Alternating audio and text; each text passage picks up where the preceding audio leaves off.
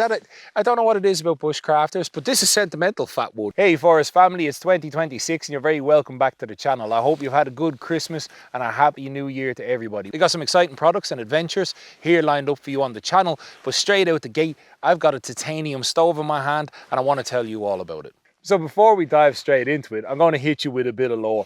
Don't worry, it's not going to be a ramble, but I want to tell you where this product came from and its inception and what sets it apart from the other AliExpress rebranded CAD designed titanium stoves.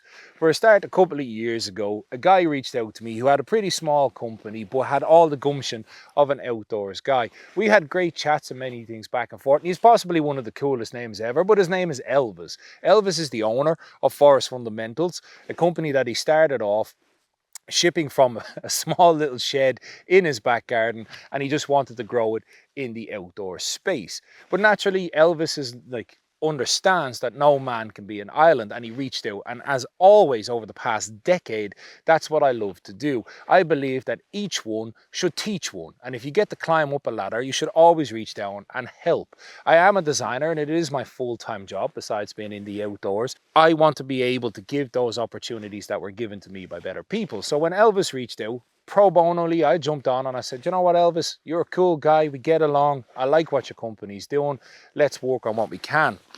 And Forest Fundamentals is known for its ferro rods. This is a new collaboration between Wildway and Forest Fundamentals, and if you want to support both companies, I recommend heading over to Wildway and having a look. This is the hexagonal ferro rod. It's an absolute beast. I actually have a video diving into what makes ferro rods different from the other ones called Ferro Rod 101. I'll leave a link below and you can check it out. So he said, right, I want a brand new product that brings the harmony of everything together. What is it that you would create, Joe? Carte blanche. What's the biggest thing in your kit that gives you a problem? I like to go out on day hikes, like everybody does here, and I love a twig stove. I use the Savoda Happy stove, I have some Luxada stoves. Each had a few issues that I agree could tackle. I, like everybody, love a good nesting cup. There's nothing better when it goes whoosh, but I found that stoves on the market that were designed to nest didn't really fit into a system or fit into backpacks properly. You know, there was always something a bit off with it. So I sat down with Elvis and I told him all these instances, and he says, right, that sounds good, let's design a stove. So when we sat down to design the stove, I knew all about the outdoor space, what I didn't like about stoves, what needed to be done to make it work. But then, of course, you need an engineer. There's an awful lot of stuff to do with stoves that maybe people don't understand. No stove ever comes to market without at least 2 years of product development, and this is no different, because you got to understand things like thermal conduction, airflow dynamics, the Venturi effect, all that kind of cool stuff. And we brought on board Ruud Van Thiel. Ruud Van Thiel is a good friend of mine. He used to be an engineer for Mora, now he's an engineer for... So you can see the pedigree that went into this particular stove. In fact, I got to give props to Elvis that during the prototyping of this, Elvis flew himself to China to supervise it all. He was on Overwatch in China, basically. I mean, he just disappeared one time and I'm like, Elvis, where are you? And he's like, oh, Joe, I'm in China. And I'm like, oh, that's great. You know, him bouncing around with the triads, trying to get a stove made. But as an optional extra, Elvis designed this pouch that it comes in. It is a Cordura pouch. It is designed to fit a silky mainly on this side, but because of the weather, me and myself, geez, I have a very sad, lonely man. Myself and Ida find ourselves in. I tend to bring my own kindling. So this is kindling I prepared at home, pencil-sized kindling, wrapped in grease paper, a la Morris Kahansky, and a bit of birch bark, and a little bit of finished fat wood. I don't know what it is about bushcrafters, but this is sentimental fat wood. I know some might understand it, but that's what it is. So my sentimental good look fat wood is on the outside there. I slide that out. That can live in the snow for a moment because of the Morris Kahansky greaseproof paper. But like I said, you got a silky pocket. You can attach straps to it should you want to go for a bimble and just have a cup of tea as you want to do. I've got my Savoda duffel bag straps on the side of it here. You got a pocket on the front that opens up. You can keep your brew kit in there, whatever you fancy, compasses, whatever you tip on. But I usually keep a Millbank bag in the top here. And the reason why I keep a millbank bag in there is because of water purification, should I find a stream, or in this particular weather, millbank bags and nets are usually the best way to melt snow. You fill your millbank bag up with snow, you leave it next to a heat source like a fire, and she drains away. So I keep a millbank bag in the front of it there. But a hot chocolate has been known to slip in there a couple of times. On this side here, I have my spoon, a lovely bone spoon picked up at a Viking market that the beautiful Ida bought for me. And then I have a blowpipe.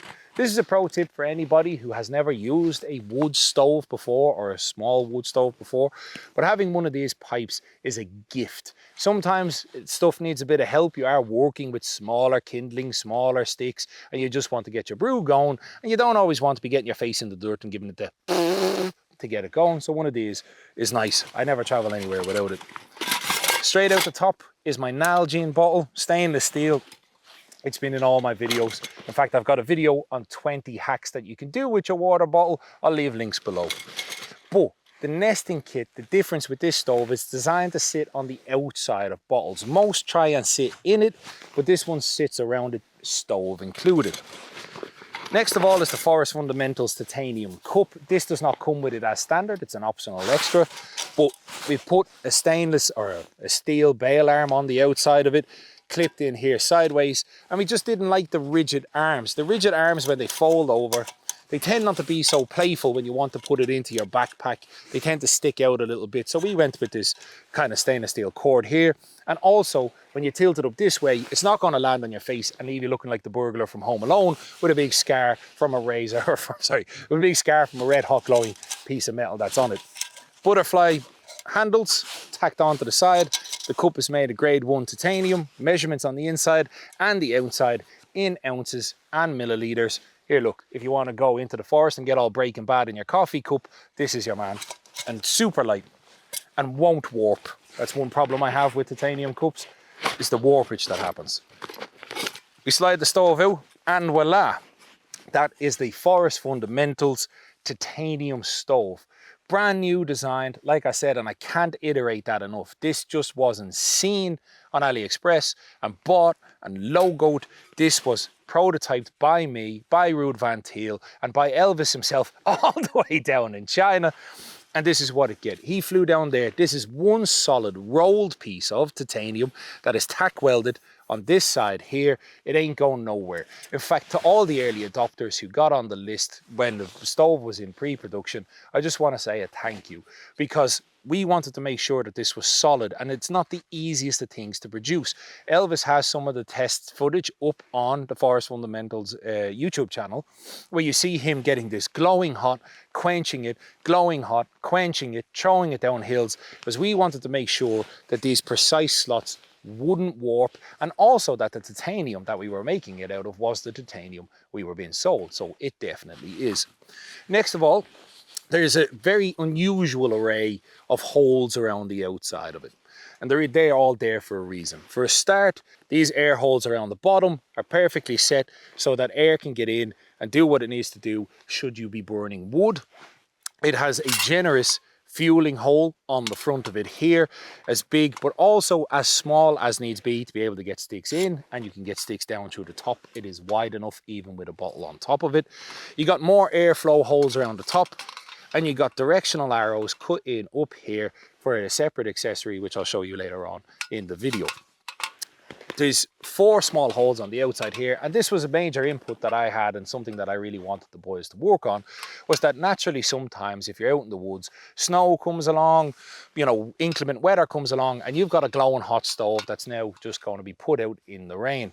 You can put 4, if you wish, or use 2 of the shepherd's crook style round tent pegs, slide them in here, pick this stove up and transport it around where you should be, should it be hot. Also, should you want your cup to sit lower than the cross members, you know, for an extra bit of wind protection, you can put your shepherd's crook tent pegs in there and your cup will sit a little bit lower in it. Then you have the cross members. The cross members have holes in the top of them, again to help airflow in and around the bottom, but also to heat up quickly. We've removed a lot of mass from up here for weight reduction, but also so these little fins can heat up quicker. It's a lot less metal to heat up, and it gets you a more even heat around the bottom of your cup. They will sit into these slots here.